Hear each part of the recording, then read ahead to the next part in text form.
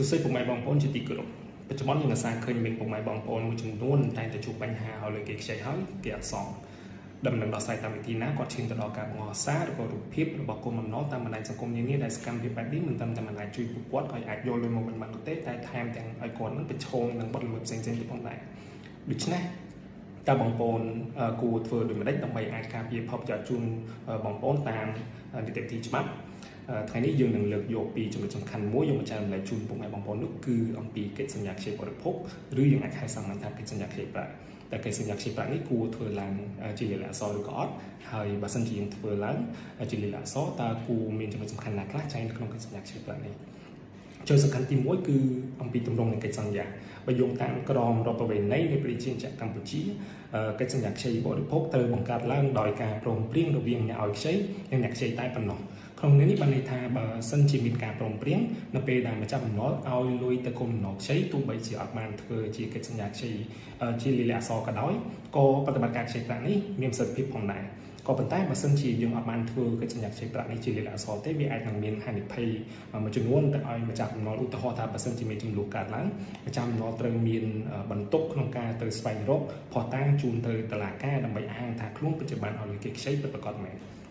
ចំណុចសំខាន់ទី2នោះគឺអំពីលក្ខខណ្ឌចម្បងនានានៅក្នុងកិច្ចសន្យាឧទាហរណ៍ថាប្រាក់ដើមតើយើងឲ្យលុយគេខ្ចីប្រមាណការប្រាក់តើការប្រាក់ទៅលើកម្ចីនោះគិតប្រមាណ%ក្នុងមួយឆ្នាំឬក៏ប្រមាណ%ក្នុងមួយខែសំណងការខូចខាតពីការយឺតយ៉ាវឬយើងអាចហៅកាត់ថាការប្រាក់យឺតយ៉ាវក៏ដូចជាការប្រាក់ឆែកកំណត់សងប្រាក់ដើមនិងការប្រាក់ឆែកកំណត់សងការប្រាក់ផងដែរចំណុចសំខាន់ទី3នោះគឺអំពីទ្រព្យធានាបើសិនជាក្នុងករណីដែលគុំបំណុលមិនមានលទ្ធភាពសងឬក៏បំពេញកិច្ចសន្យាខ្ចីប្រាក់នេះម្ចាស់បំណុលអាចយកទ្រព្យធានានេះទៅចាត់ចែងទៅតាមនីតិវិធីរបស់តុលាការដើម្បីយកមកទូទាត់ជាមួយនឹងបំណុលដែលគុំបំណុលមិនអាចមានលទ្ធភាពសងឬក៏បំពេញកិច្ចសន្យានេះផងដែរទ្រព្យធានានេះអាចជាចលនាវត្ថុឬក៏អចលនវត្ថុផងដែរចំណុចសំខាន់ដែលគួរចែងនៅក្នុងកិច្ចសន្យានោះមិនមែនមានតែ3ចំណុចសំខាន់ខាងលើនោះទេវាអាចមានជាចំណុចផ្សេងៗទៀតដែលគូភាគីបានព្រមព្រៀងគ្នា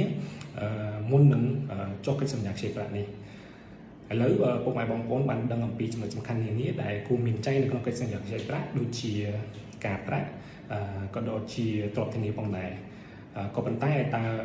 បងប្អូនពុកម៉ែបងប្អូនគួរកំណត់ថាការប្រាក់ត្រូវគួរកំណត់ប្រមាណភាគរយក្នុងមួយឆ្នាំដែលអនុញ្ញាតដោយច្បាប់ក៏ដូចជាតើទ្រព្យធានាដែលគុំបំណុលយកមកធានាបំណុលនឹងធ្វើម៉េចទើបអាចទទួលស្គាល់ដោយច្បាប់ដើម្បីការពារផលប្រយោជន៍ជូនទៅដល់ម្ចាស់បំណុលដូច្នេះយើងនឹងចែករំលែកនៅក្នុងវីដេអូបន្ទាប់នៅសប្តាហ៍ក្រោយសូមអរគុណ